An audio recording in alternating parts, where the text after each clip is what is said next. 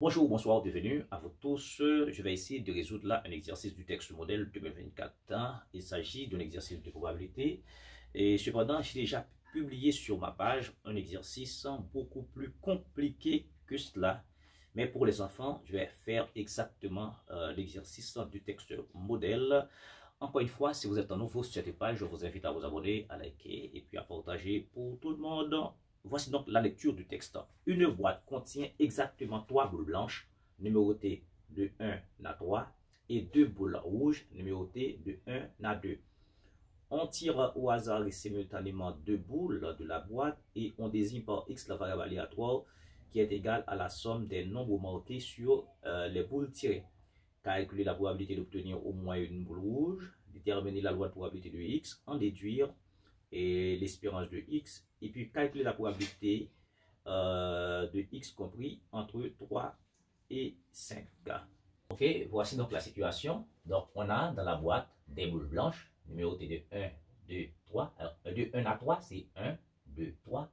Des boules rouges, numérotées 1, 2. Donc, une boule rouge porte numéro 1, une boule rouge porte numéro 2. Maintenant, X important cette partie-là. D'accord? X, la variable aléatoire, égale la somme des nombres marqués sur les boules tirées. Eh bien, 3 boules blanches, 2 boules rouges, ça fait 5 boules. Maintenant, on en tire. On tire 2 boules au hasard et simultanément. Maintenant, on vous dit, dans la première question, on vous dit de trouver la probabilité, d'accord, de tirer au moins, d'accord, une boule rouge. D'accord? Ici, c'est intéressant, le terme, l'expression au moins. Maintenant, pour calculer la probabilité, il faut préciser l'événement. Eh soit à cet événement.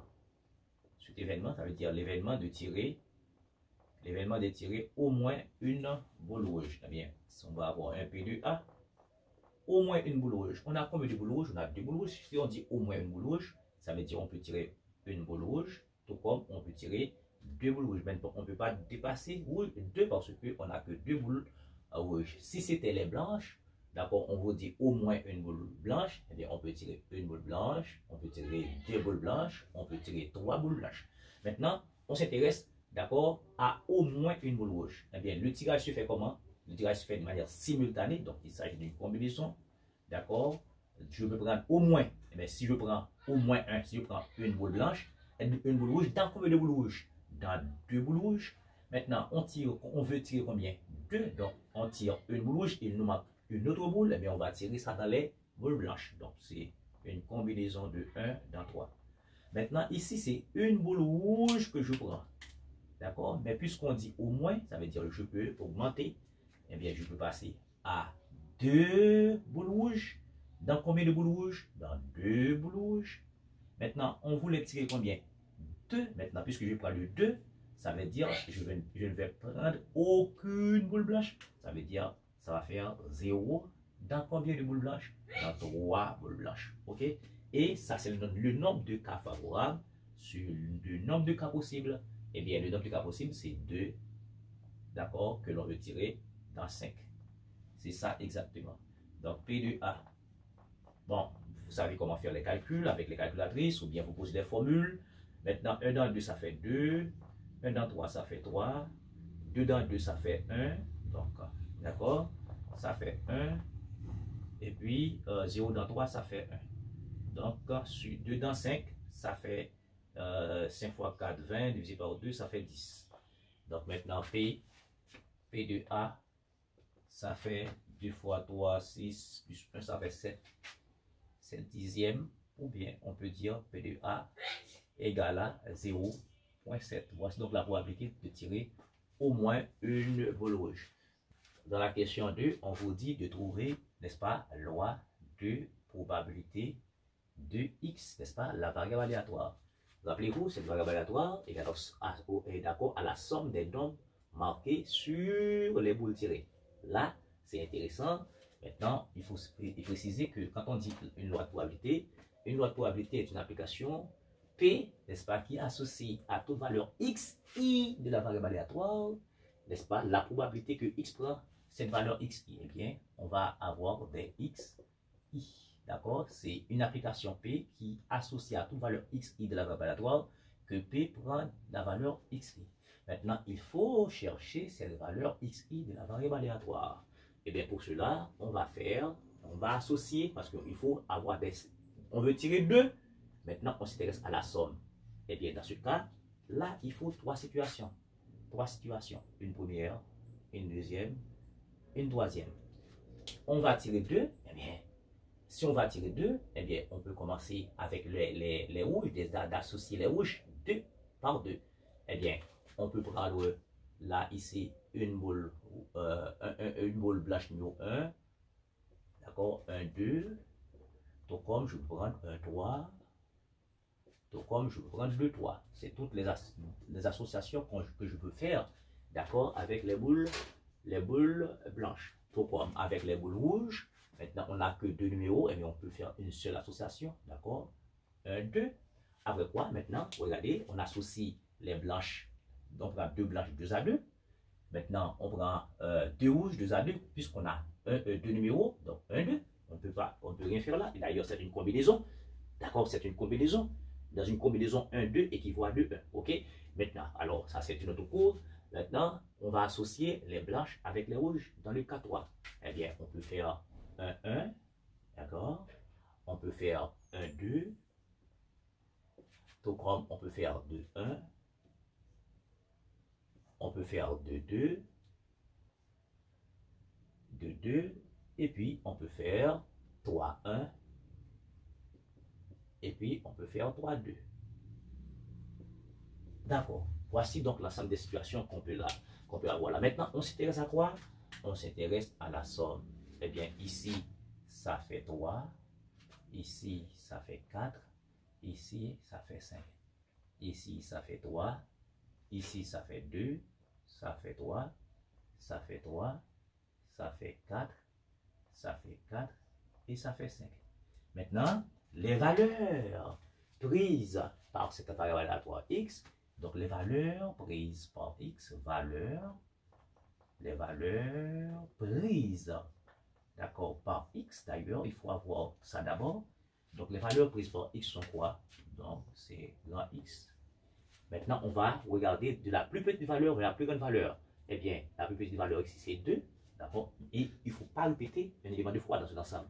Après 2, on a 3, on a 4 et on a 5. D'accord? On a ça comme valeur prise par la valeur aléatoire. Maintenant, il faut, ce sont ici, on a les xi. Maintenant, on va déterminer les probabilités. D'accord? Pour répondre à la probabilité. Généralement, on dit la probabilité, c'est le tableau. Non, c'est pas ça. Le tableau, on va résumer la loi de probabilité dans un tableau. Mais le tableau n'est pas une loi de probabilité. Attention, d'accord? Attention à vous. Maintenant, probabilité que x égale à 2. Ok? Eh bien, pour x égale à 2, on va regarder là combien de 2 on a ici. On a un seul couple qui répond à 2. Maintenant, combien de couples on a ici? 1, 2, 3, 4, 5, 6, 7, 8, 9, 10 couples. Donc, parmi les 10 couples, pour x égale à 2, on a un seul couple qui répond à cette condition.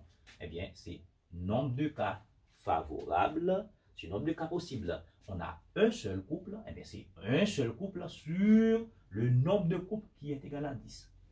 Maintenant, pour x égale à 3, on va compter. Pour x égale à 3, on va compter. Combien de 3 on a ici?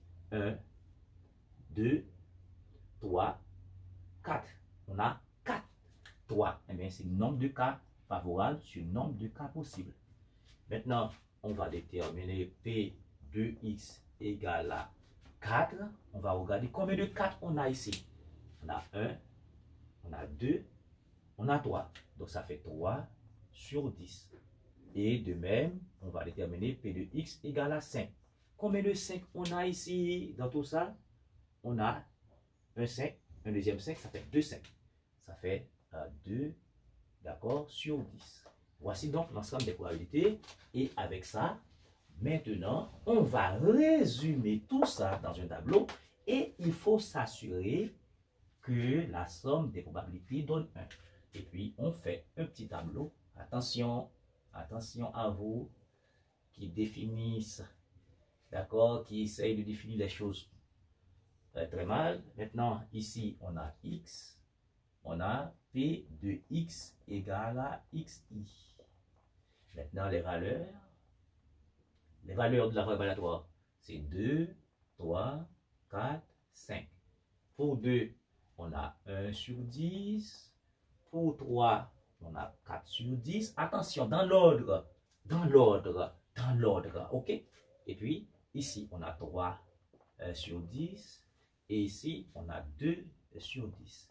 Et si vous regardez, n'est-ce pas, la somme des probabilités ici, la somme donne 1. Donne 1. D'accord, on a le même déno, 1 plus 4, 5 plus 3, 8 plus 2, 10, 10 sur 10, ça fait 1. Donc, c'est correct. Mais parfois, on pourrait trouver 1 et puis ça, c'est pas bon. Je vais vous montrer ça après.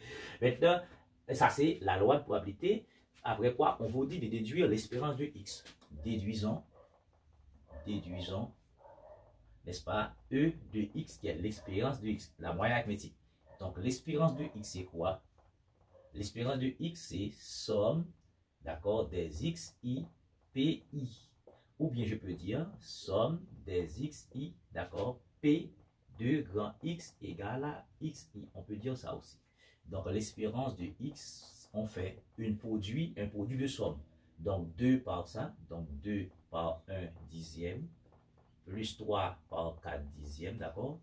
2 par ça, 3 par ça, etc. Plus 4 par 3 dixièmes, plus 5 par 2 dixièmes.